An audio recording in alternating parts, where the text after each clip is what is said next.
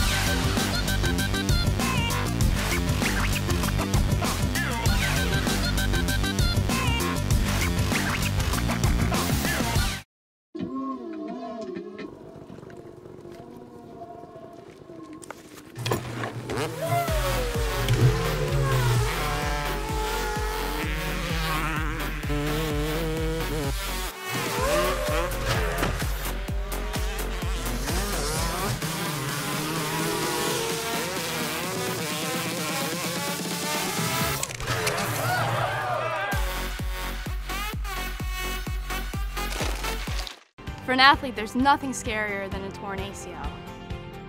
Athletes trust us with their care and their careers because we're a recognized leader in sports medicine. Get back to your active life sooner with MedStar Sports Medicine.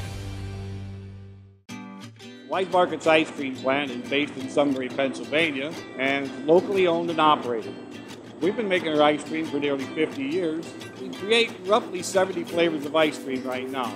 We use local ingredients, especially our cream, which is from our milk plant. The cream is what gives our ice cream a rich and creamy texture. Now, together with our customers, we've created a product called Peanut Butter Indulgence, which will be coming out this summer. It's a peanut butter ice cream with sea salt caramel swirl and chocolate-covered pretzel. How could you go wrong with that? Personally, I love our ice cream. If you come to our house at any given time, you'll find at least 5 packets of ice cream in our freezer. Our kids grew up eating Wise quality ice cream, and now we get to treat our grandchildren to it. It's been a pleasure for me to be tasting ice cream for over 40 years for Wise Markets, and I'm loving every minute of it. Welcome into the Towson Sports Network studios and another edition of the Tiger Football Report. I'm your host, Spiro Morekas, along with the head coach of the Tigers, Rob Ambrose. And coach, the Tigers finished up the regular season against James Madison. As we learned later, it was not the final game of the year, but it was the final regular season game on the year. There was a lot on the line as far as nobody knew whether you get into the playoffs, win or if you lost this ball game.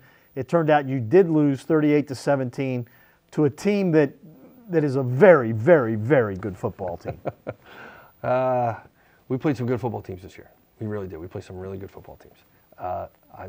Not to do anybody a disservice, but that's the best team we played.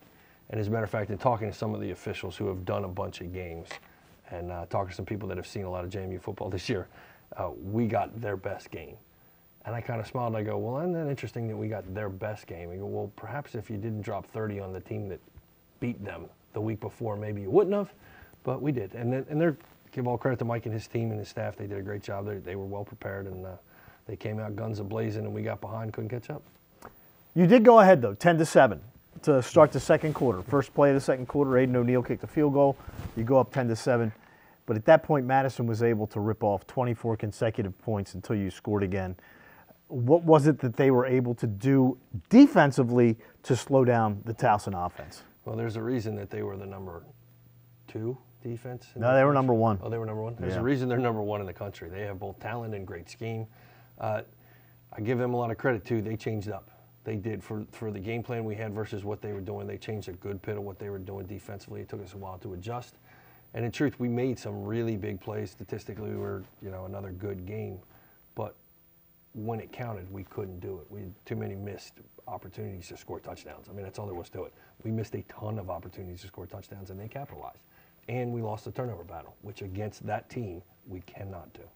The one thing they seemed to be able to do, though, was stop the run. And they contained Tom Flacco as well as anybody has this year.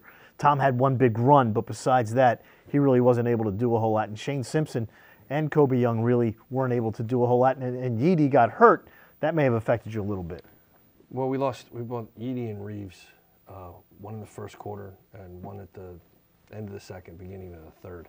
And those two guys were our physical, emotional thumpers. Like, these are the guys that bring the juice, that allow guys to up their game with physicality. And losing them as early as we did kind of changed the emotional momentum for us, that we were trying to find somebody else to step up and do that. And it took a while before we could do it defensively, and offensively we never got in a rhythm. Madison, offensively, what was it that they were able to do? They came into the game, they hadn't had a 100-yard rusher all year. They had 3 on Saturday. Why was their running game so effective? Well, the numbers are going to look pretty gaudy because we did a great job covering, and we played man coverage. And if we lose contain at all and the quarterback has any athletic ability, then he's going to scramble. And Ben scrambled for well over 100 yards. I mean, almost 150, I think. And that's the most rushing yardage he ever had in a game.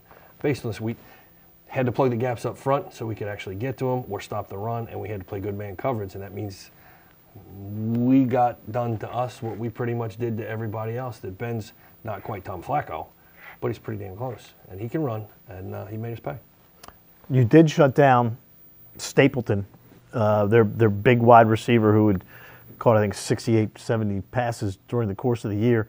You did shut him down in this ball game. We did, and he was a key. Like, he is a physical difference maker in this league. There's nobody else that looks like him, that plays like him. That guy's probably going to get paid to go play at the next level, and he can break games. So we had to find a way. I didn't think we could stop him. I just thought we could slow him down. We did a better than average job doing that, but it cost us in some other areas. So you come into this game and you have the lead. You're trailing 24-10 at halftime. What did you tell the team at the half? What was it? What was your message? That we need to stop playing scared.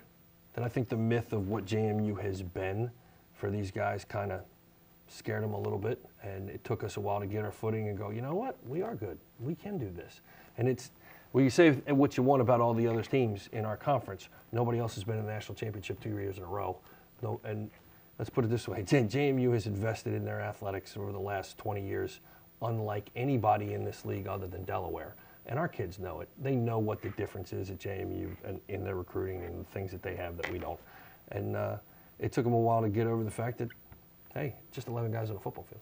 And quirk of the conference schedule, you haven't played them since 2015. So the 2 years that they were playing, you know, your players are seeing them from afar, and they are playing in a national championship game, having beaten North Dakota State and then losing a tough one to North Dakota State. So there is this, you know, well, JMU's up here. And let's be honest. If you saw the game and you saw their players, and I've seen enough football to know, they're as good as 3/4 of the MAC and probably half of the Sun Belt and a good portion of Conference USA. Physically, they are that gifted. And not that they can't be beaten, but it makes it uphill battle. They played NC State tough, so they probably do okay in the ACC against some of those schools. But anyway, you look back on this season, and you look at your 4 losses. You lose to arguably one of the 3 best teams in FCS football. Mm-hmm. You lose a heartbreaker to Delaware up there. You lose a heartbreaker to Maine here. Maine wins the CAA championship. And the Wake Forest game, if there weren't 2 punt returns for touchdowns, that could have been a different ball game. So you've got to look at this year and say, you know what? We were in every football game. We had a good year. We did. We've had a good year up to this point. That we've, from where we were to where we are, is leaps and bounds, and that's a credit to the kids and the staff and how hard everybody worked in the off season. And it started in January, and now is the time. It's, you know, you talk about making deposits and pull out a withdrawal. Now it's time to get paid. We wanted to get to the playoffs. You know, we wanted a shot at the conference title, and we got close. And then winning this conference title is an extremely difficult thing to do. You don't see a lot of teams win it over and over again. And there's a little bit of luck that's involved and injuries and all that, because there's a lot of good football teams. But after that, it's getting in the playoffs and making a run. And we've achieved part of these goals, and we still got a lot of work left to do. All right. There will be another edition of the Tiger Football Report, and that will be the playoff edition, which you'll see later this week on TowsonTigers.com. So for the head coach of the Tigers, Rob Ambrose, I'm Spiro Morekas. Thanks for tuning in to another edition of the Tiger Football Report. And as always, go Tigers.